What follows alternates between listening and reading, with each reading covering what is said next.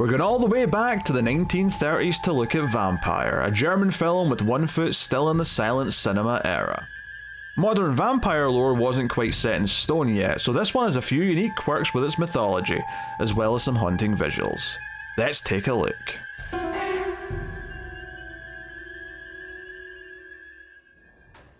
Welcome everyone to Screams After Midnight. I am Peter, and joining me, as always, is Tim. Oh, sorry. I had a little out of body experience just now. I always love when you start with a bit that's visual, where the audio listeners can't tell. It's always good for them. They got the gist. Did they? They can see it in their mind palace. Yeah, just everyone checking their phones to see if the podcast stopped playing there for 3 seconds. The real ones know. Welcome everyone. It's the Horror Movie Podcast. Of course, we are enjoying the Octoberthon, and this is one of the many extra episodes that we are doing. We always want to try and do something classic during the Octoberthon. Go back and do something we haven't done before. We like old shit. We do, yes. That's a bit reductive, but yes, we do.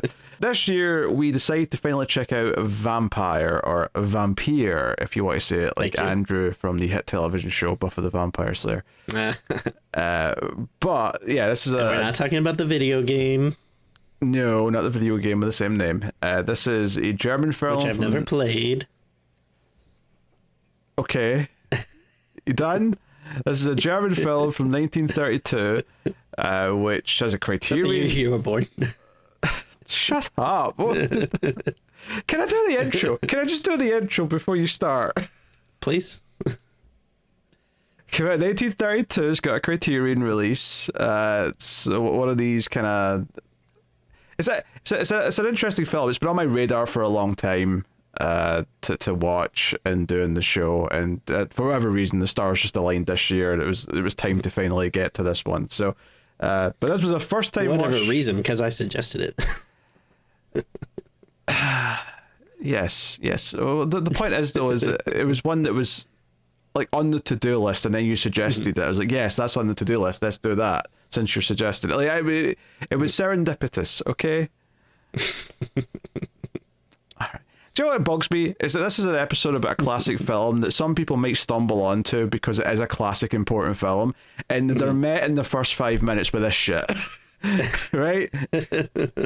Any illusion that we might offer them something is completely out the window. So, I mean, God forbid Frasier or Niles stumbles across a podcast and they can't handle top-notch humor. God damn it, Niles. Had you seen this before, Tim? I have, yeah. Oh, you have? Okay. Yeah, I got the Criterion a while ago now, so it probably had been a couple of years, but yeah, it was I didn't really know much about it, but I think whenever they do those like Criterion sales where it's like 50% off, I always try to look through them to see if there's any movies that might seem interesting, and obviously being who I am, I'm usually kind of drawn to stuff that seems more genre heavy, like usually horror stuff or whatever. So obviously this one kind of spoke to me, so yeah, I watched it. Oh good, you watched it. Yeah. I didn't buy it and then just use it as a coaster. What a twist the ending. He watched it. He bought a movie, then he watched it. Yeah. Those Criterion people, they make good discs.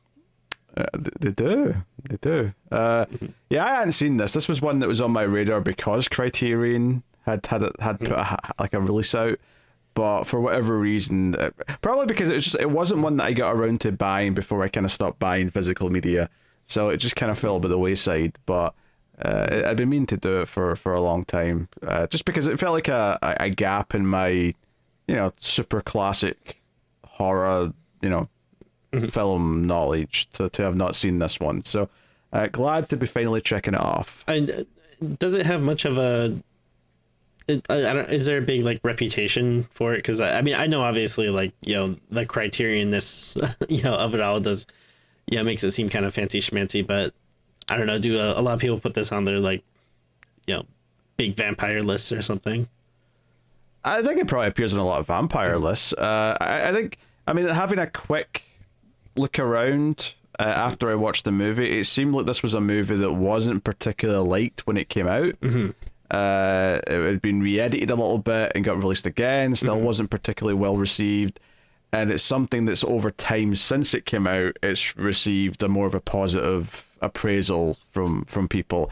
And I'm actually not surprised having now watched it, because for a movie from 1932 that doesn't explain a whole lot, there's a lot of surreal elements, and I feel like an audience Absolutely. in 1932 probably didn't know how to take it. Hell, I barely knew how to take it because I wasn't expecting it from a film from this era, and because I'm so used to surreal films having a certain tone or a certain sort of almost a lead-in to their surrealism, this almost caught me off guard, where it would just kind of go as if nothing weird was happening, but something weird was happening, and that's kind of a, you know, I could see why an audience just didn't get it when it came out.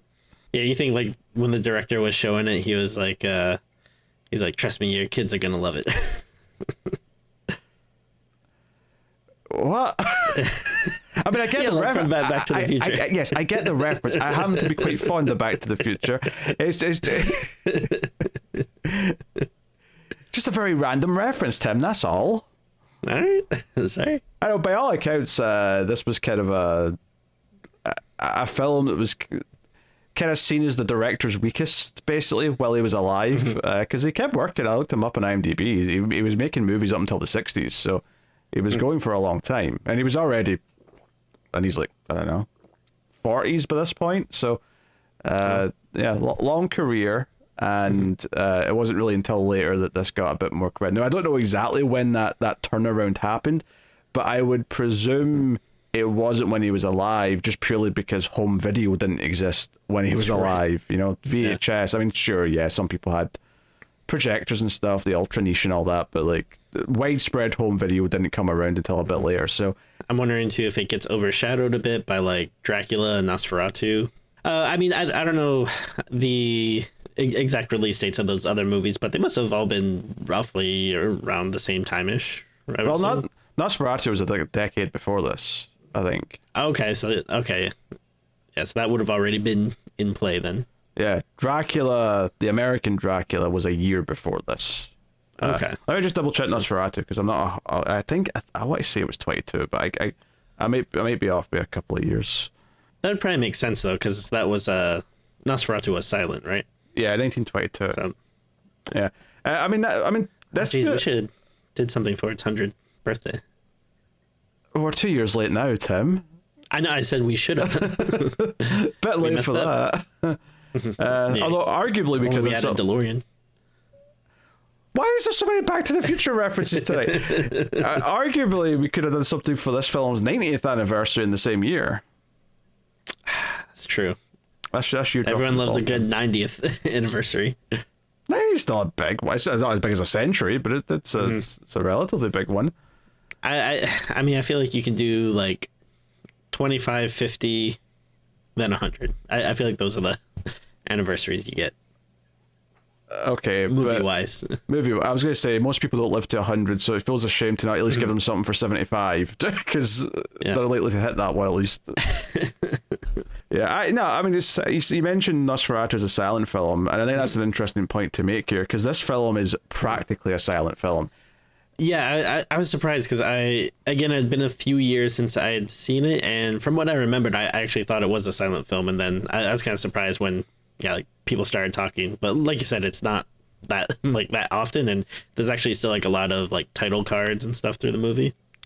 Yeah, it's a really interesting mix. Apparently, because it was such a strain switching to, you know, a talkie, as they were called, when dialogue started being a thing.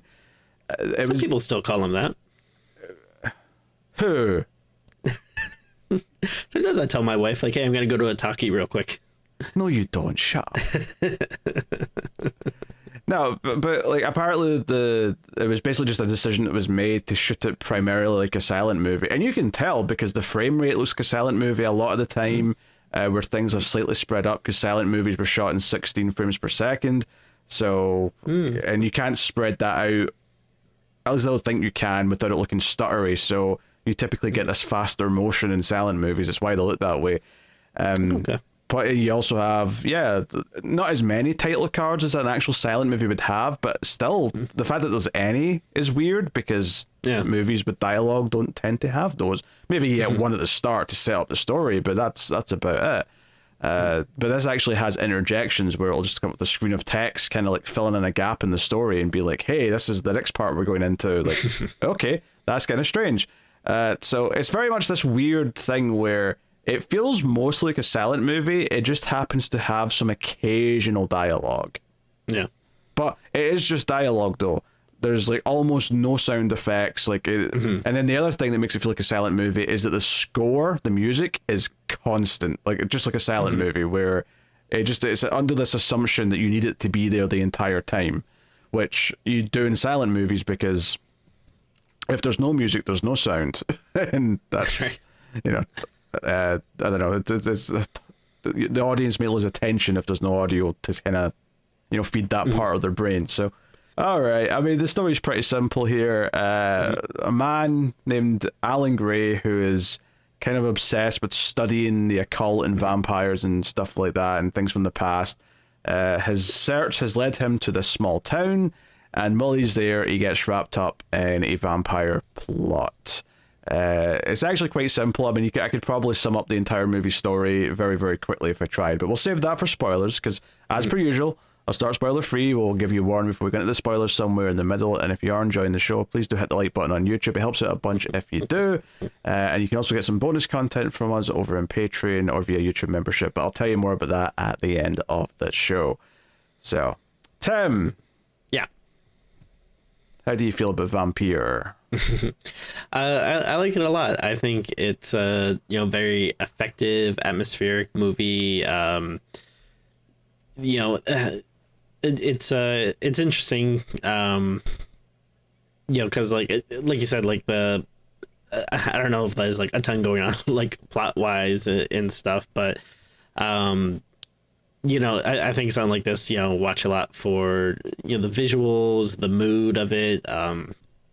And I think it does some cool stuff. I like I guess kind of the lore and stuff it's bringing into it. I had a pretty good time. I liked it. I wouldn't say I loved it. Maybe I'll love it in time with more viewings and whatnot. But yeah, I don't think its plot necessarily is ever going to be what wins anyone over, especially since it comes from this time when people hadn't had a lot of vampire movies yet. So it's basically just doing kind of some basics, if nothing else. Yeah. But that said, though, there are some interesting kind of little extra wrinkles that it has in its vampire lore that other vampire stories don't tend to have, and one or two things that don't quite match up with what we think of as typical vampire rules. But that said, though, it's still very recognizable as a vampire story. It still sounds like a vampire. It's still, because sometimes you hear, oh, this is an old vampire, an old zombie movie, and then you watch and it's like, okay, technically this is like an older version of what we think of as a vampire or a zombie. It's not quite, but whereas this is still pretty recognizable. No, this still sounds like a vampire. It still sounds like, the basics of what we think of that is. There's still someone sucking blood. There's still this kind of idea of like control over the humans and like the weak-minded and all that. It adds some other little things in here which give it a bit of space compared to other vampire stories. Yeah, it harkens very much back to like this kind of old idea of the vampire, if you will. But I kind of do like these versions of it where, I don't know, it doesn't feel as like extreme, or like the vampires don't feel like they're so super overpowered, but they're just kind of like, maybe like a little more creepy and ghoulish and everything. Yeah, I mean, it's worth mentioning compared to Dracula or even Nosferatu, like you don't see that much of the vampire in this. Like, and it's not so much that they've got a distinct look or something like that they're building up to over the course of the movie. They just kind of treat it more as like, oh, like the vampire, is around. We know they're around. We're seeing the effects of what they're doing, but we're not going to be like following them around in the shadows, being creepy and jumping out with their cloak up against their face and whatnot. Yeah, it feels more like you're not really following one specific monster, but instead it's kind of like, this one person's surreal journey, because most of the movie is him just kind of like walking around and like kind of discovering things, or like walking into like a scene of something that's going on. But it's like all these like, kind of very different, like creepy goings on. But they're always like pretty fun to watch. Yeah, I mean, I think what the movie still has going for it is there's still some very interesting sort of creepy, inventive visuals. It plays with shadows. It has a couple of interesting dream sequences, and like I said earlier, some surreal moments that are very inventive for a time when film was still relatively in its infancy. So like you can't help but watch it and think in some ways it's way ahead of its time. It's still very dated in other ways, but it's way ahead of its time in other ways. So yeah, I mean, it's absolutely an interesting little slice of the horror, sort of like history. Like, yeah, maybe it doesn't get brought up quite as much because of your Nosferatu and your Dracula, but it's you know what I bet it is, because thinking about kind of what you mentioned before, but the vampire doesn't really have much of an iconic look to it. Like you meant, like just saying Nosferatu and Dracula, like those conjure very specific images.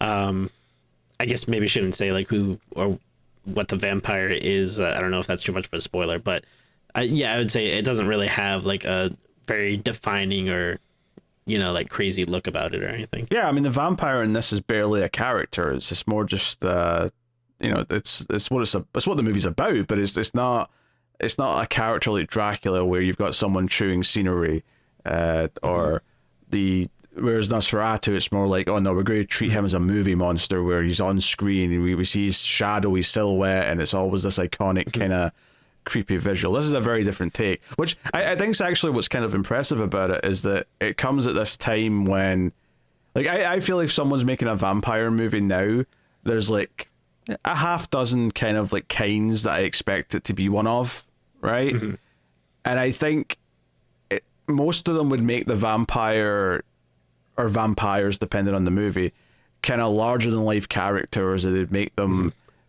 whether it's because they're very creepy or very campy or whatever. The fact that this movie approached the subject from a very, very different angle this early on, and maybe to an extent that was almost kind of why it was able to do that, is because it didn't feel like, oh, it has to live up to what the idea of a vampire movie is, because there's only been a couple of them at this point. And there was not this pressure to be like, oh, I've grown up watching vampire movies. So, because keep in mind, when this movie's getting made, even Nosferatu, which is 10 years old, it's not like the director of this grew up watching that in his childhood and has this nostalgic idea of what a vampire movie's supposed to be. That's something contemporary. That's like something that came out for us in 2014, right? Like, we don't have this nostalgia looking back at it going, oh, I wish I could make movies like my childhood in 2014. No, this is more a contemporary film from recent past that, maybe there's going to be some comparisons to it, but it's not necessarily something that is like, oh, I have to live up to that. I mean, I have no idea what the director's thought process or opinion on Nosferatu was, if it was something that was even in his mind at the time. Or maybe we should try to reach out to him. You got a Ouija board? He'd be a good guest on the podcast. I mean, if we could get a ghost on the show, that'd probably do some numbers, Tim, I admit. I mean, a ghost on a podcast is a horror movie that's just waiting to happen. Yeah, also, you may have to learn to speak German. I mean, maybe he speaks English, but I've got a funny feeling he probably just speaks German. Sprechen Sie Deutsch? Sie. Sie? Pretty sure that's Spanish, Tim. I think what was surprising to me though is that the cover of the Criterion and every like photo I ever see when people talk about Vampyr is the sickle, like someone holding the sickle, and it's actually just such a little moment at the start that doesn't really. It's not like the sickle's used a lot later on or anything like that. So I thought that was interesting that wasn't as much of a recurring motif in the movie as it made it seem to be. Well, they didn't want people to get sickle of it. Are you feeling ill tonight, Tim? What's wrong with you? God forbid I bring a little levity to this dour show. I mean, it's not that. It's the quality of the levity that's troubling me. Oh, that's a good joke. Is it? I'll explain it to you off pod. Interesting. This movie's based on a story that was written in 1872 called In a Glass Darkly. Cool. Which is interesting because that predates the Dracula novel, Right, yeah. if I remember correctly. Dracula was like 1880 something. I would have said 1890 something, but either way, Okay. yeah, It might be 90s. Yeah. I mean, I don't know. I mean, I actually don't know for sure, but and so this was a collection of 5 stories by Sheridan Lee Fanu. It wasn't English. It wasn't written in German. Is the title just called Vampyr? No, it isn't, because none of them are called that. Which one says Called it was Johnny Fangs? Well, let's see. So the 5 stories in this book, one of these turned into Vampyr. One's called Green Tea. Doesn't seem like that would be that one. One's called The Familiar. Okay, maybe. One's called Mr. Justice Harbottle. Probably not. Probably not. The Room in the Dragon Volant. I don't know. Or the last one is Carmilla, which, to be fair, it does say it's about a vampire set in Austria, so that sounds like it's probably... Oh, and interestingly here, the story was said to greatly influence Bram Stoker. All right, so, okay. That's interesting because I've heard of Carmilla before, and I actually believe I have that book, but I haven't read it yet. But I always thought it was like its own thing. I didn't realize it was like part of a collection or something. I mean, I don't know how long these are. Maybe they're all big enough to just get their own little books, but that's interesting. It was 1897 for Dracula. I knew it was the 1890s somewhere. So even like the time this came out, Dracula the book wasn't like super duper old. No, I mean, to put it into perspective, Tim, Dracula the book was my age when this movie came out. Now, that's interesting for context, though. I actually didn't realize this was based on something, and I certainly I didn't realize it was based on something that was written before Dracula, and that written work actually inspired Dracula. That's actually kind of nuts and gives us even more kind of cultural context. Yeah, I've definitely heard that title Carmilla before, but I didn't really realize I had any connection to this. That's interesting. Obviously, it's an old movie. Obviously, there's certain things you can expect or not expect from it. I think for the time, the performances are good. They're obviously a bit theatrical. I think what saves it, perhaps in comparing it to other movies from like the 30s and 40s, is that because there's not a lot of dialogue, it kind of like avoids having lots of scenes where characters are, doing very theatrical like monologues to each other and things like that. Like there's a certain way characters in movies from the 30s, 40s, and to an extent even the 50s talk to each other in Hollywood movies that I think, admittedly, it'd be harder to tell in this because it would be in German, but I do think it avoids a lot of that because it relies on its visuals, some of which are very good, and there's a couple of good bits I'll point out when we're in spoilers where I do think like an actor pulls like a really specific facial expression which actually kind of like basically it does the whole scene. It's like the scene would fall apart if they couldn't like change their face in this particular way, so it's like a lot's riding on them is what I'm saying to pull off the goods. But all right, spoilers then. Are we ready for spoilers? Oh yeah. This might not be like a super long because, like I say, there's not a lot to the plot, and it's only a 75-minute long movie, so I don't expect we're going to be here for an absurd amount of time. And before you get mad, like, come on, it's October. We're doing a bunch of extra episodes. Like, give us a little bit of a break. Like, we could do a short one every now and again, for God's sake. I don't think anyone was going to get mad, Tim. You know our listeners. They're always angry and yelling and sending me dirty messages. All right, well, stop sending Tim dirty messages, I guess. For God's sake. All right, spoilers then for Vampyr. Oh, to be fair, there's not a ton to actually spoil in this, but just in case you want to go in blind, this is the point of no return. Yeah, I think some of the visuals, the stuff with the skeleton really sticks out visually to me. That was cool. In this. Well, the weird thing is, sorry, I do think there's like a lot of really cool, like, horror scenes and stuff, but they are like super short. Like, yeah, like that, scene with like the skeleton hand, like very cool, but just like a couple of seconds. Are you saying it doesn't feel like a horror movie except from a few No. moments? No, I'm just saying it's cool, but it doesn't last very long. Well, because I mean, again, we're gonna do it at the end of the show, but I was trying to think, because we do the segments now, like, oh, like, what's your favorite scene? And I was like, oh, like, this part was cool, this part was cool, but then I was like, is it weird to pick like a thing that was like cool for 2 seconds? Ask your wife. Har. But when I say stop sending me dirty messages, I'm talking to you.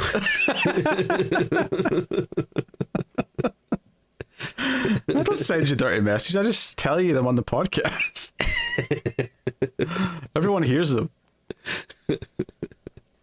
That way, it's all out in the open for the HR if they ever need to. That's true. Investigate such a thing. You cover your tracks very well. You can't get sued if it's in front of everyone. Yes, yeah, that's how you cover your tracks, Tim. Say all the dirty things in front of a live audience and have it recorded for posterity. But I'm not even going to try. It's fine. I got close enough.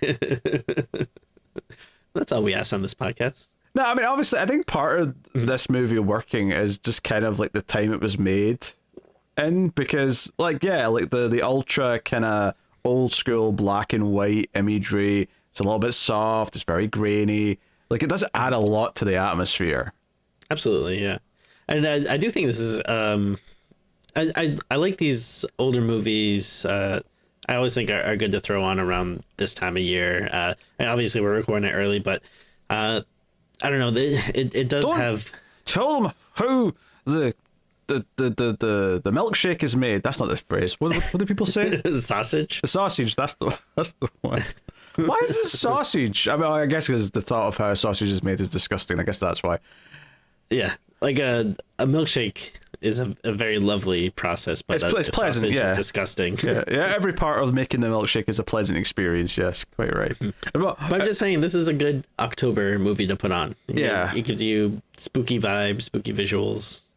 Yeah, no, it definitely fits into that, because it's like, okay, you want something super intense late at night. This can be your afternoon creepy sort of old school movie to kind of get you in the mood, sort of thing. Is it maybe it's just because I was thinking about vampire stuff, right? Obviously, because I'm watching a vampire movie, but the main dude looks like he could play Jonathan Harker in Dracula. He's got a very Jonathan Harker, and maybe it's just he's a middle class, like, slim white guy in a suit. Like that, maybe that's all it is. But he has that look to him. Anyway, he checks in a little inn in this small town, and that's basically the start of the movie. But he is woken up in the middle of the night with our first surreal element, because did this really happen? That, was this the real person coming to see him in the middle of the night, or was this some sort of message from the beyond? Or like, I don't know. He does get a book from it, so that would imply it's a physical thing. But you're talking about the guy that leaves him the note, right? Well, it's a book. He leaves him a book. I thought he left him a note that said, like, open this upon my death. Yeah, it's a book that's wrapped up. Oh, okay. What do you think he's opening? I thought it was a letter, and then he gets a book from it. I don't know. I don't think this is one of the more complex parts to understand. Inside there was a book. Okay.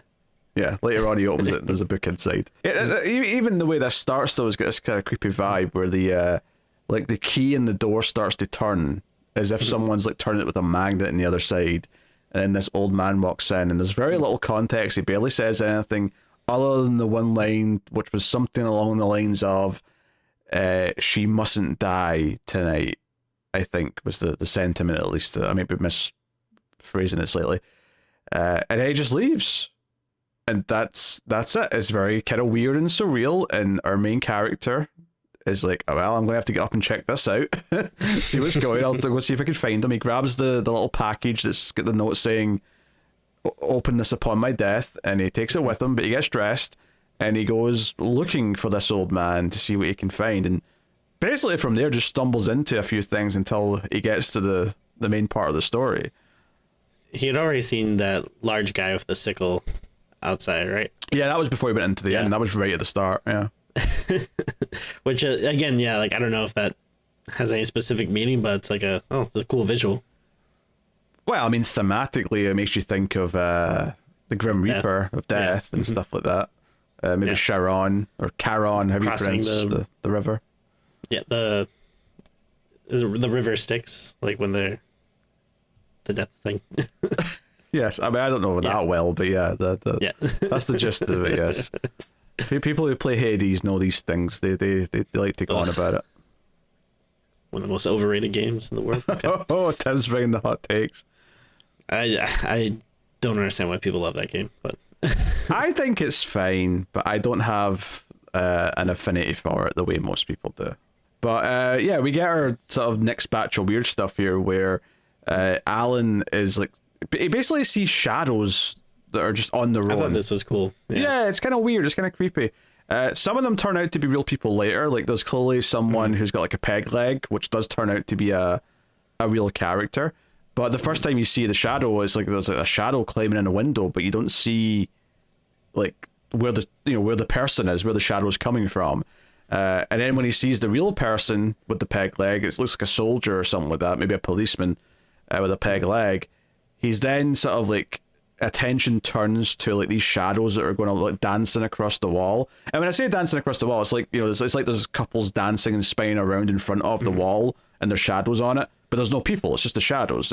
It's actually like, honestly, this movie for its time period has really been quite inventive with what sort of how can we do something creepy that's memorable. We're a good 70 years before CG is really going to take off. So how are we going to do this? I'm sure that's what was going through their mind in 1931 when they were shooting this. And then don't they do something similar in Dracula? I forget if it's in like the Universal movie, but I think the what do you call it? The the Coppola one did it, where like Dracula's shadow is kind of like, independent of him and like doing these different things when he's like not moving. That sounds like a thing. I've only seen that movie once though, Tim. I don't remember. Yeah, which I'm assuming. I have read the book Dracula, but it's been forever, so I'm assuming that they probably got it from the book or something. But I was just curious because of that, if that was like maybe some type of obscure vampire lore or something that, I don't know, does something with shadows. But even if it's not, it's still a cool, interesting visual. Yeah, but these shadows here aren't necessarily the vampire though, right? This is more just weird things going on.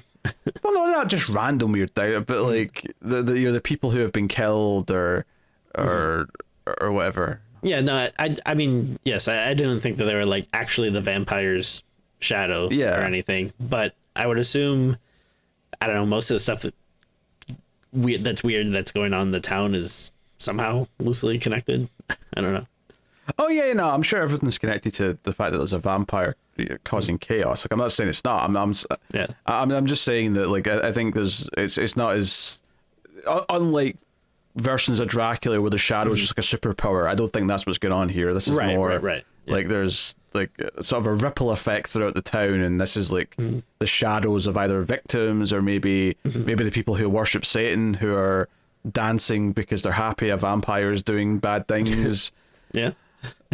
Something to that effect.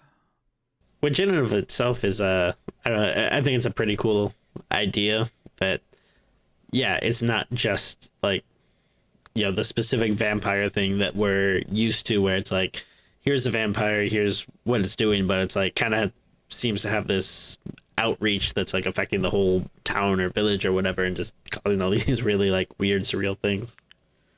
Yeah, I mean, obviously, just to quickly run through this little sequence here. He ends up in like an old building with an old guy who looks like Einstein, just for a quick comparison. Very hard not to see Einstein. Well, he turns out to be the town doctor later, so I'll call him the doctor, but we don't really know that in this scene. And we do see an older woman here as well, who looks just kind of really miserable and like like annoyed at everything. And he basically just tells him to get lost. There's a couple of weird lines here, actually, where our main character says he's there looking for the children. And I think it's because he heard a child, like, when the shadows thing was happening. And, like, the dogs. And the guy's like, there's no children or dogs here. Go away. Because I think one of the things that are going on in this movie is that it does seem like our main character is being given, like, help to, like something from the other side, like, you know, something that's, you know, call it God or call it, like, you know, the forces of good or whatever, but it's almost like something's like prodding him along to go and intervene and help with what's going on here in this town, because it leads him here to see these characters, and then he ends up almost exactly at this, you know, big house, which turns out to be owned by the old man that came into his room and gave him a book.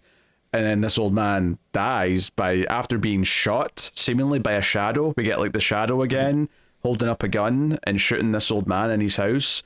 And our main character watches from the window. All this happens kind of in quick succession. So it's very much like it does feel like Alice in Genetic Wonderland. You know, like that kind of like, you know, just like a series of like weird encounters with characters we don't really know.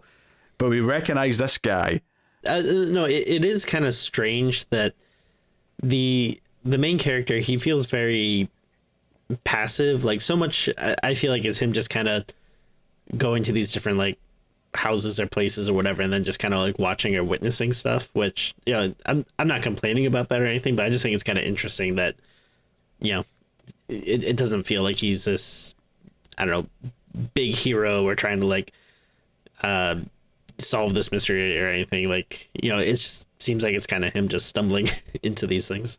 For most of it, yeah. I mean, obviously it does come down to him making a decision to like do something towards the end, but yeah, other than that, he is more passive. But I mean, he is meant to be here to document that. I mean, you could critique this and say that in a modern movie, you'd be very critical of a main character who's this passive and isn't really got that much drive other than just being wowed by what he's seeing and, you know, basically gradually getting to the point where he's like, oh, something's not quite right here.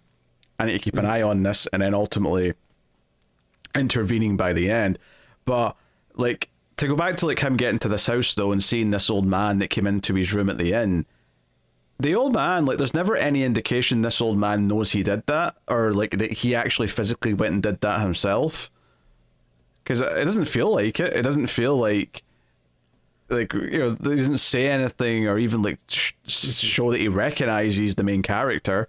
Is that, you know, I really didn't come out of this next little segment where this old man's dying after being shot by a shadow, where I thought at any point, oh, he actually went over himself to the inn and handed this guy this book and expected to die tonight. It felt more like, no, the main character got a vision that left him a book, and the vision took the form of this old man so that he would know he was in the right place when he got to the house. Yeah, no, it's a very good point. I don't think I thought about it too hard while I was watching it, but yeah, I think you're onto something. Well, I mean, between the shadows dancing against the wall and like attacking people and just the vague surreal sort of feeling by this point in the movie, it didn't seem that weird or like far-fetched to suggest that, oh, that initial meeting wasn't just a literal, this old man stumbles into his room and for some reason knows that he's going to die or whatever.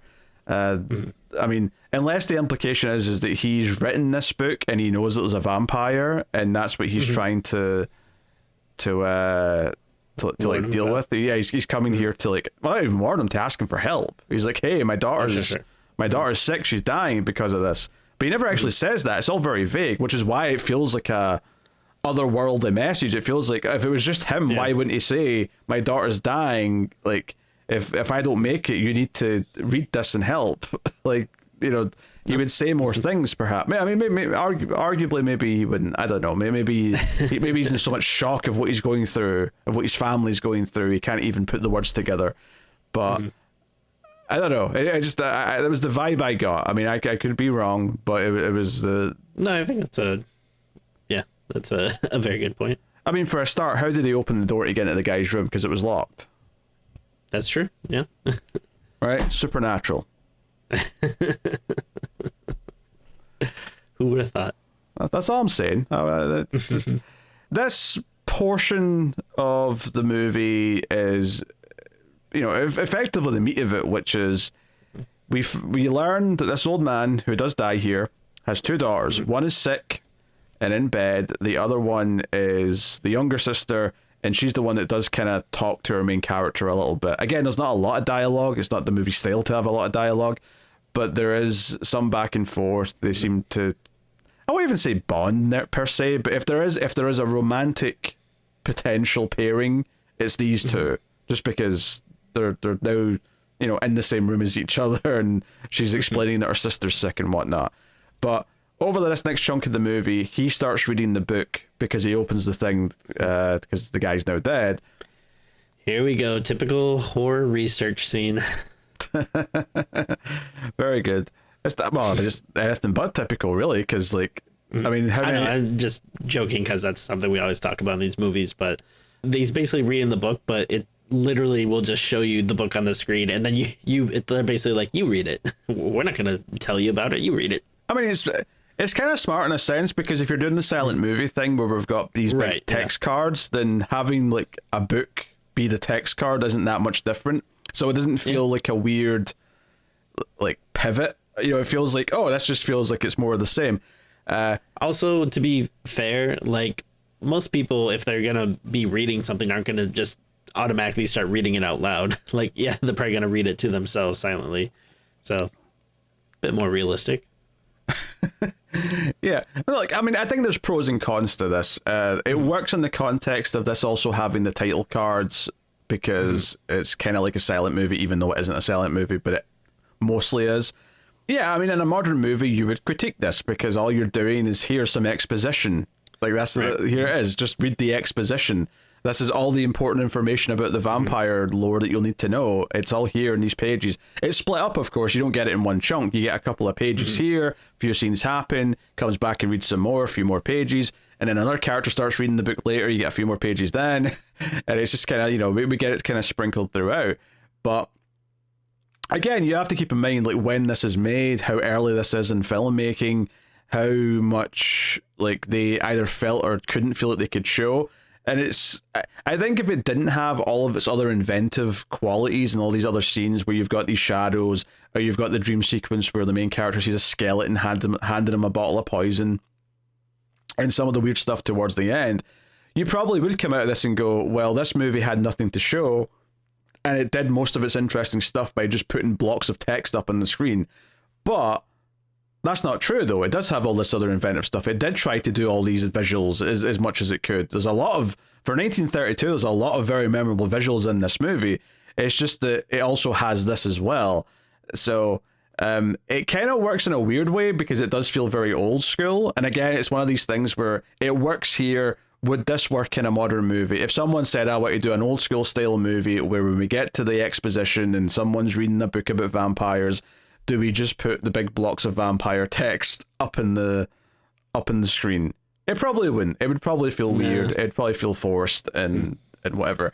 But in the context of what this movie is and when it was made, it feels very authentic. It feels like a novel solution that there's a reason why it didn't stick around, but it does kind of work in a weird way here because, and maybe it's because it's from this time period where, okay, right, most of these characters will get their information from books. This is pre-internet. This is largely movies in general, even. It doesn't feel like the characters in this movie have seen a vampire movie, right? There's very few of them in existence anyway, but this feels like a bunch of characters who don't know what a vampire is unless they've read these historical texts explaining what the evil of a vampire is. So, yeah, I don't know. It feels authentic to the vibe that the movie has. Maybe that's absolutely. I mean, maybe you could argue that's maybe given it a pass in some way, but it does work somewhat. I will say, there are some stretches where I found my attention drifting a little bit, and I had to like sort of like refocus. A couple of times I had to rewind a little bit, and I think part of that is just because when you are watching a movie that is effectively a silent film most of the time, but it doesn't actually have that many title cards. Like, because an actual silent film, if you go and watch like Metropolis, like you've got like blocks of text like every, minute, maybe. They're there a frequent amount of the time, so it's kind of forcing you to stay engaged and sort of read them, because otherwise you can't follow what's going on. With this, like, you'll get one, and then there'll be like several minutes without. And because it's kind of surreal, and you got this sort of old school music, it is kind of easy to sort of have your like. I almost wish I saw this in a theater just to like force me to be be completely like giving it nothing but attention, no possible distractions. But it's almost too easy to like look at something else when you're watching a movie that's this stripped bare in terms of like what it's got to show you. So. No, yeah. I agree with what you're saying. I do think it is it is still like a visually engaging movie and stuff, but yeah, it can go long stretches without having some type of dialogue or thing to read on the screen. So it can maybe your attention can wane a bit here or there. Yeah, because I think it's also fair to say that it is doing a very kind of, by modern standards, a very basic vampire story. It does feel like it's made for an audience who aren't sick of vampires. It's made for an audience who don't need them to be reinvented. It's more just, here's the basics, because a lot of the stuff that's in the book, some of it's a little different, and that's the interesting stuff to us, I think, because it is different from what we're used to. But most of it is, the vampires are, aligned with the evil one, meaning Satan, and they suck blood, and people look sick, and they'll turn into a vampire themselves. Explains all that. The interesting stuff that's a little bit different is that the vampire's goal isn't actually to turn other people into a vampire. It's to convince them to commit suicide once they're becoming a vampire. Yeah, that's very interesting. Yeah, because if they commit suicide, then their soul belongs to Satan, who the vampire is effectively working for. So that's an interesting little hook that makes it different. Yeah. It makes it feel like not just that they're feeding on people, and there's like a knock-on effect to that they also become a vampire. Because I feel like, obviously not so much in like these days, back when all these movies were being made, but I feel like in modern terms, we tend to think of vampires as like being a disease or even an STD allegory sometimes. I don't think they were thinking about it in that terms, obviously, back then, but it is interesting to have this different spin on it, where it's more, no, this is more about a creature of evil feeding like the ultimate evil master. Yeah, it in a way it kind of feels more sinister, because like regular vampires just like, all right, well, they need blood to survive, so in a way it's like an animal that it just it sees humans as their prey. It's what they need to feed on. But this, it's like, oh no, like it has a very specific like evil motive where they're trying to like damn your soul to hell forever. So it's definitely an interesting idea.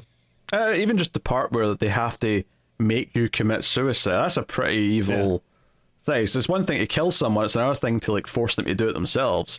Yeah, no, and then the other thing that comes up that's a little bit different, although not that different, is I think it's when the old servant's reading it, because other than the two daughters, it's all servants that are in the house, and it's the old manservant who reads it a little bit later on when other things are going on, and he reads like how a vampire is killed, and it mentions that a vampire was once killed by ramming an iron stake through their heart. I was like, okay, so it's still a stake through the heart. It's just a different material. Okay, that's interesting. I wonder, like, did it become wood because of like something else, probably Dracula, and that's what we all think of? Was it originally iron, or was it changed to iron here because it just sounded like a cooler material? I don't know. I mean, honestly, like iron would make more sense to me, because I feel like there's a lot of lore about like how iron can hurt like demons, and Sure. I I was very specifically thinking about the Hellboy story where he uses like I think it's like the iron horseshoe on the little changeling creature and it like burns him. So to me that feels like a much more kind of classic thing, but yeah, I mean it's entirely possible that in I mean, I don't know what you classify as original vampire lore, but it's entirely possible that iron was a thing before we thought of wood as being the material for it. But wood definitely took over as the primary thing we all think about. Oh, absolutely. Yeah. What's also interesting is that the book also describes what happened in this town like 25 years ago. And it kind of turns out that the exact same people are behind it. It's the doctor's the helper, kind of the Renfield, if you will. Although less of a, like, you know, sniveling, yes, master kind of servant, and more like an evil associate who's like happy that he sold his soul to Satan or whatever. And it's this old woman who's actually the vampire. It's not some suave man. It's not some monstrous man. It's just this angry-looking older woman who's, you know, just by her nature, most people won't give her a second glance, which makes her perfect for being, you know, unsuspecting in a small town. But yeah, it seems to be the same people from 25 years ago that are up to this again somehow. The old shenanigans, they're back again. Yeah, I do. In some ways, that does make it kind of creepier. Like instead of this big monstrous force, it's just this like random old looking lady. But again, like I was kind of mentioning before, I wonder if that maybe hurt the movie in some ways with its longevity, you know, not having like a very iconic looking, you know, vampire as opposed to like Nosferatu or Dracula, which, you know, has a very specific design and people remember. And instead it's just, you know. I think it's less to do with the longevity and more to do with its appeal at the time. Because, like I said, it's more in recent times that it's maybe got more of an appreciation. And I think to us, it's actually more interesting that it's just a random old lady that's the vampire, because that's more unique. It's less conventional to us. But yeah, maybe at the time it just didn't seem like a memorable enough villain, didn't stick out as much. You know, wasn't this huge scene stealing kind of character that we kind of associate with these other vampires.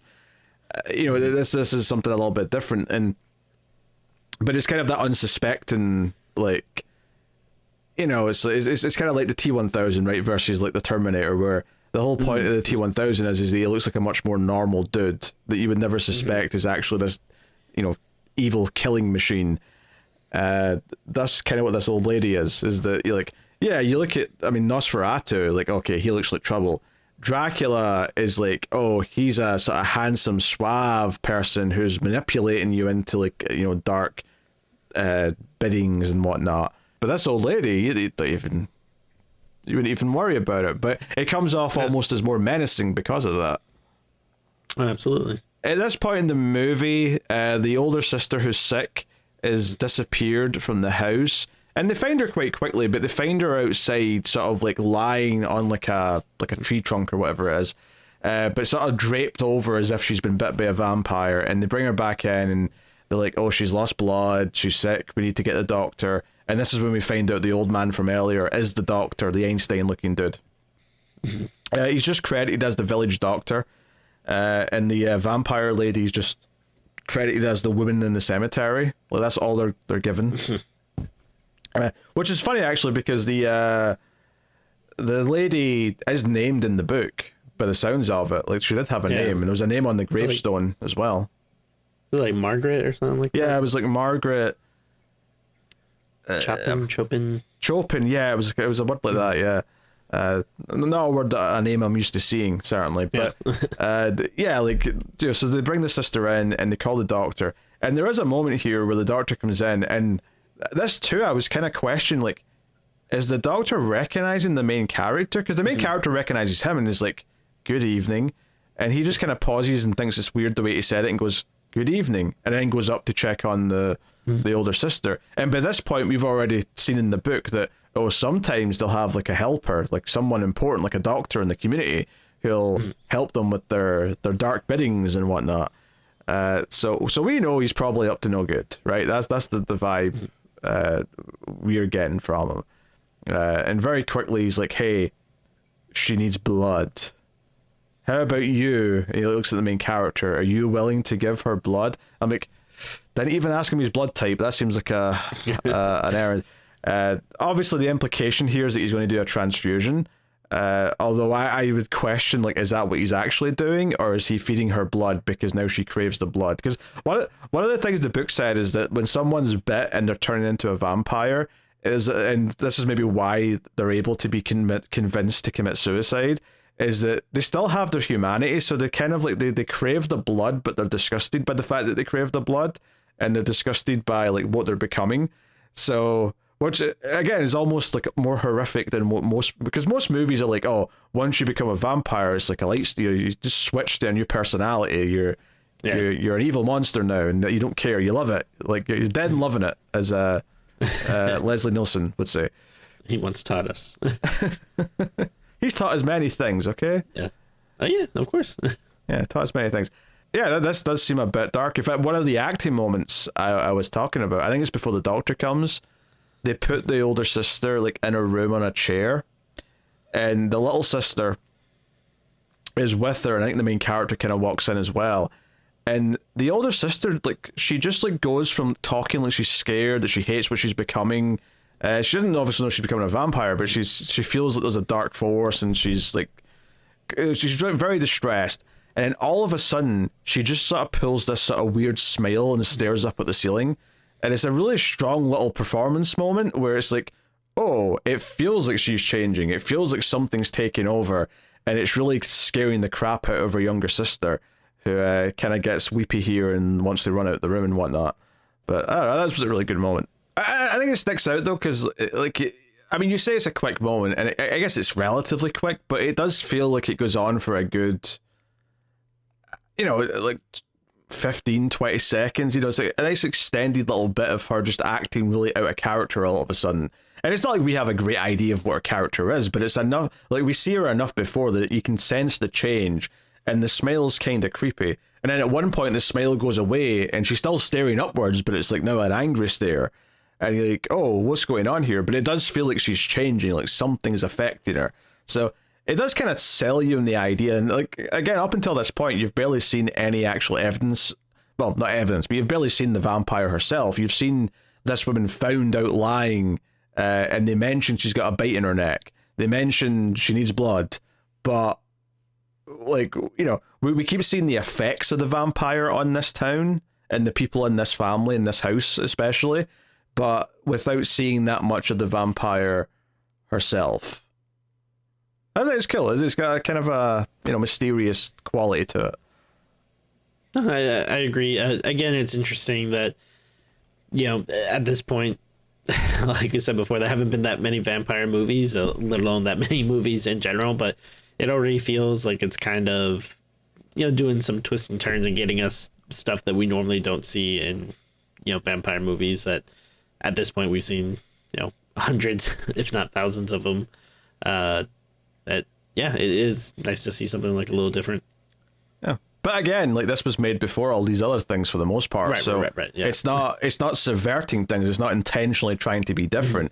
This is just like what they thought was the way of doing it effectively. Again, I don't know how much of it's coming from that original story it's based on, but certainly a lot of these visual touches of the performances and how to portray certain things do feel like they're more choices the movie made, or the director and the co-made for the movie, as opposed to things that were just purely in the original text.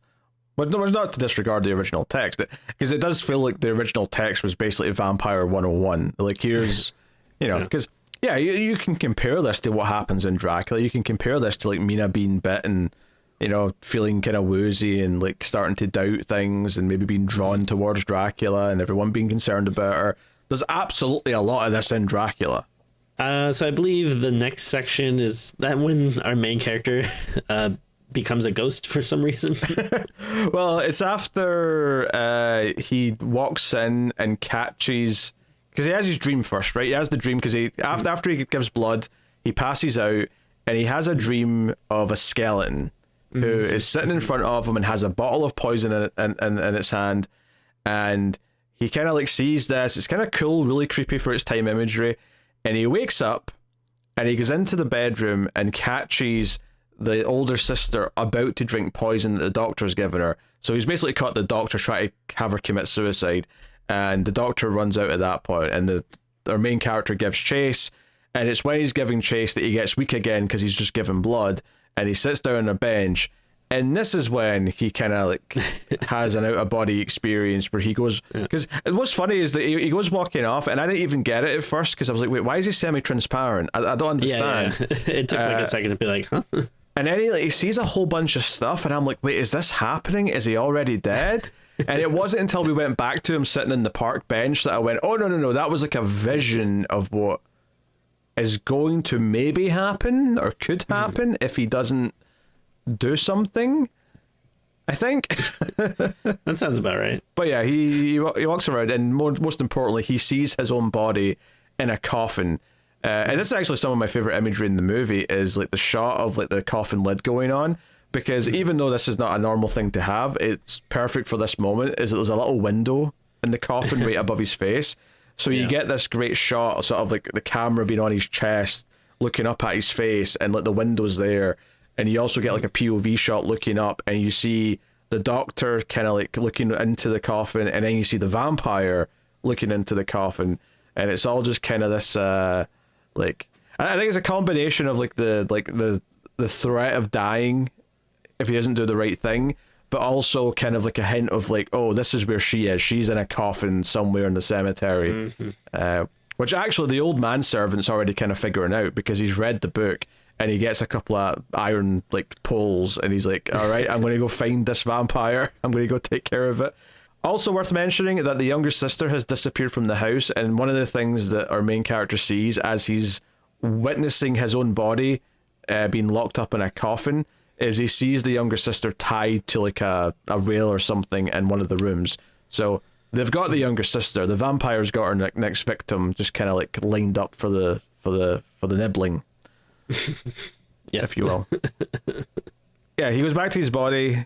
Basically, he's able to come in and get to the little sister and let her out, whilst the servant is like going to the grave and like digging up the coffin. And when the main character goes to like to find him, he goes to help him and like starts helping him dig. And then ultimately, you don't see the actual moment of like the stake getting into her heart. It just kind of cuts to a shot of the sky, which we probably should mention. This is mostly all meant to be at nighttime, and none of it looks like it's at nighttime. It's all clearly shot in the day. Yeah. Which, minor quibble. It's what it is. You're just gonna have to accept it and give the suspension of disbelief. Yeah. That aside, I really like this. I mean, this is pretty much like the end scene, or close to it. I guess we have a little thing after, but I really like all this stuff here. Again, it's giving me really nice spooky vibes, like being in the graveyard and busting open the grave, and then actually do kind of like like the cutting to the sky and seeing the clouds passing, and then you just see her go from looking like the vampire to basically like being a skeleton. Like I thought that was all. Yeah, it's the same skeleton as the dream. The implication being that this is like not what she really looks like per se, but more. I don't know, like this is the true evil form inside or something, and like that's what you see here at the end. I was kind of assuming that it was like, oh, when they dig up the body, she hasn't aged at all. Like she still looks like human, and then by killing, putting the stake through her heart and stuff, she becomes basically decomposes till it's just a skeleton. Or maybe the way I'd read it is that this is what she should look like given how long ago she actually died. Yeah. Yeah. Yeah. No, I like that. Yeah, that makes a lot of sense. So hence, I guess it is her true form in a lot of ways. But I just tried to pivot away from that because I didn't mean true form in the sense that this is what a vampire looks like, if that makes sense. Like, it's very simplistic. Like, to actually go through it and talk about like the beats of the story, it goes in quite quick. The last thing here is that the doctor like needs his comeuppance, and because the vampire's now dead and therefore Satan's hold in the town is gone, The ghost. That's actually a really wailed ending, all things considered. The ghost of the man who died earlier, the father of the two daughters, his face appears at the window, like all ghostly, and it's like he's here to judge the doctor and like punish him for what he's done. So first of all, his like henchman, who's the policeman with the peg leg, he like dies off camera. But I love how they reveal it though, because the camera just kind of turns and you just see his like feet sticking up at the stairs, so he's like who it is and that he's died.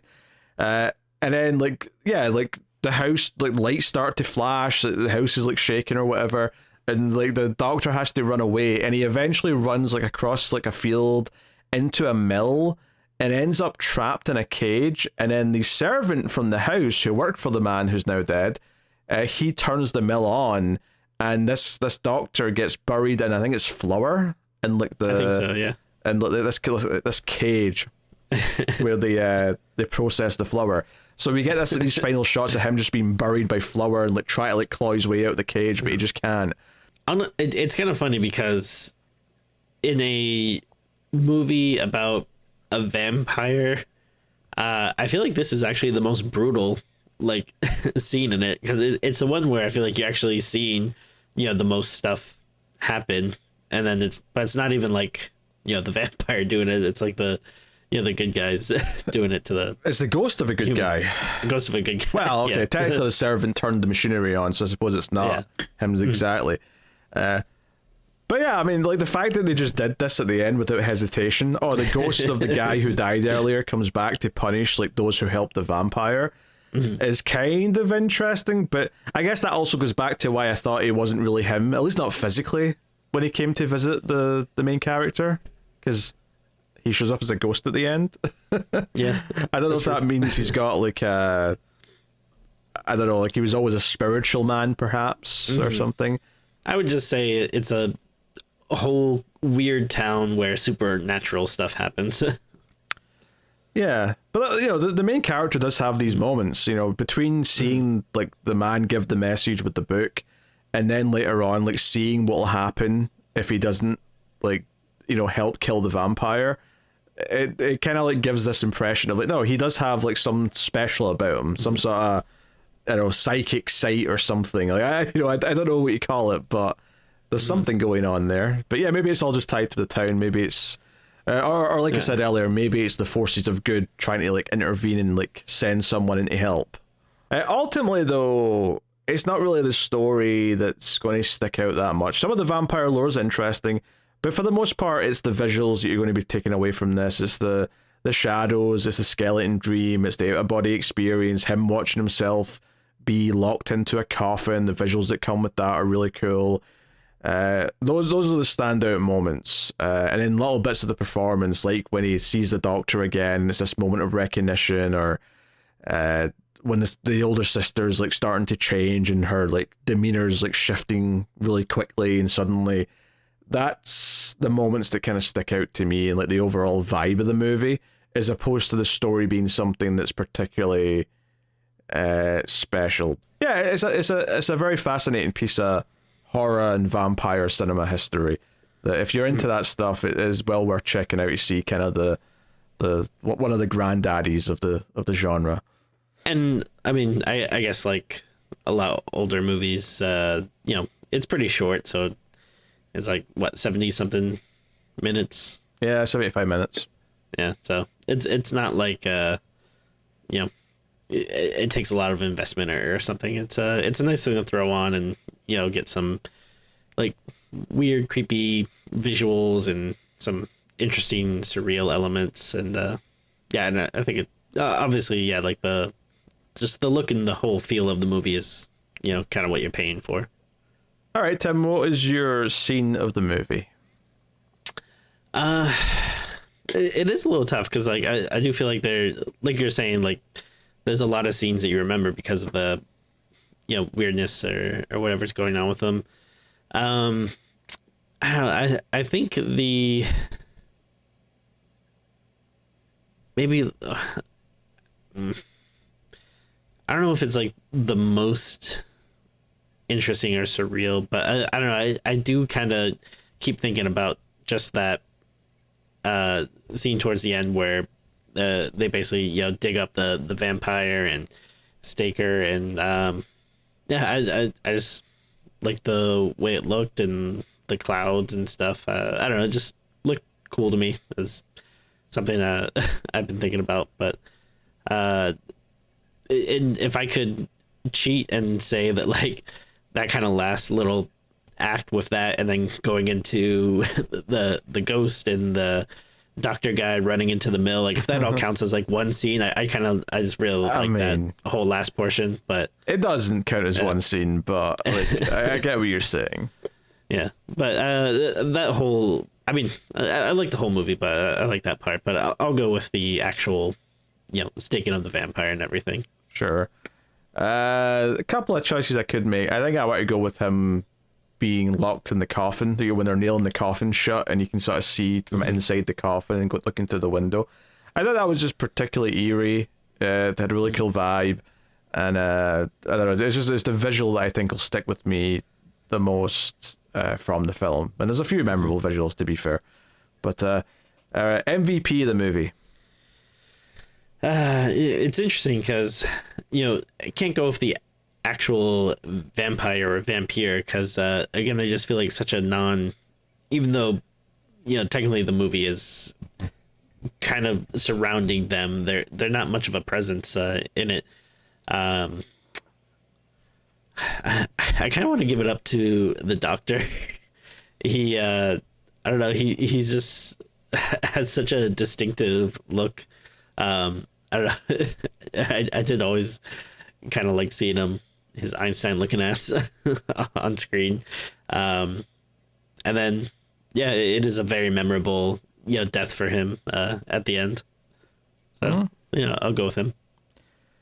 I think I was leaning towards the doctor as well, to be honest. I think he's just the most over the top out of the characters, so he kind of stuck out a little bit more. Plus, he had kind of a crazy look because he looked like Einstein, whereas everyone else didn't really stick out in that sense. I think if there's a complaint about the movie, is it's not like the characters are that deep or thick. Like they're pretty thin. They the main guy and like the younger sister walk out into a bright field at the end, so maybe there's a romance brewing, but I wouldn't say you care about them individually as people. You're more just kind of not a ton. Like you're just kind of expected to care because, these are good people who have been wronged by an evil thing and their main character may be able to help with it. So I think I have to go for just, sheer entertainment, and the doctor probably falls into that. So, I'll go with the village doctor. That's MVP. All right, what are you rating Vampyr? I think I'll go with I think I'll go with 7.5. I do enjoy it quite a bit. It does have, again, very beautiful, striking, cinematography and images, and it's I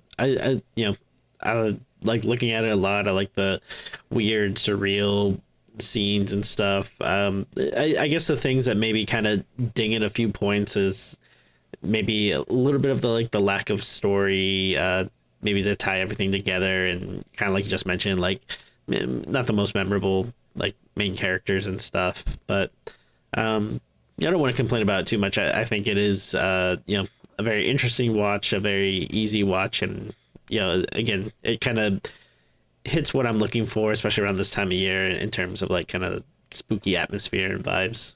So well, a lot of love for it. I was thinking 7 out of 10, which might even sound low given that it is this like old classic and whatnot, but kind of like I was just saying there, the characters are not particularly memorable or have that much depth to them. They kind of just serve their purpose.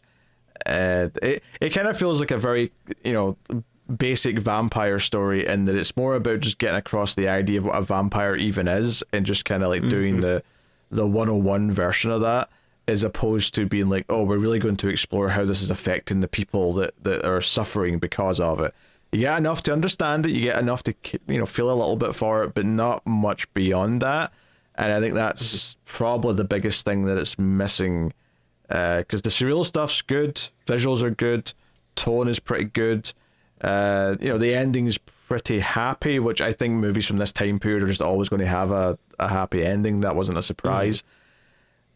But yeah, so it's good. It's good, and it might even go up in my opinion as I see it more over the years. But I think for now, I'll just say it's a good 7 out of 10, and leave it there. I mean, yeah. Eventually, when we do our top 10 of the 1930s, I'm sure it'll be a strong contender. Oh, geez. Yeah, we'll have to watch some more movies from the 30s, though, just so I have more to pick. I mean, I've seen some, obviously, but I don't feel like I've got a strong 10 necessarily. So, that'll do. Vampyr. So thank you very much for joining us. This has been another Octoberthon episode of Screams After Midnight. Of course, you can support all the content and get more of the show over at patreon.com/MailFuzzTV. Helps keep all the episodes coming. And of course, bonus episodes, even more stream segments. Hopefully you're enjoying October and all the extra episodes. But that'll do it for this one. So thank you very much for joining us. We do appreciate it. Keep watching scary movies, and we will see you next time.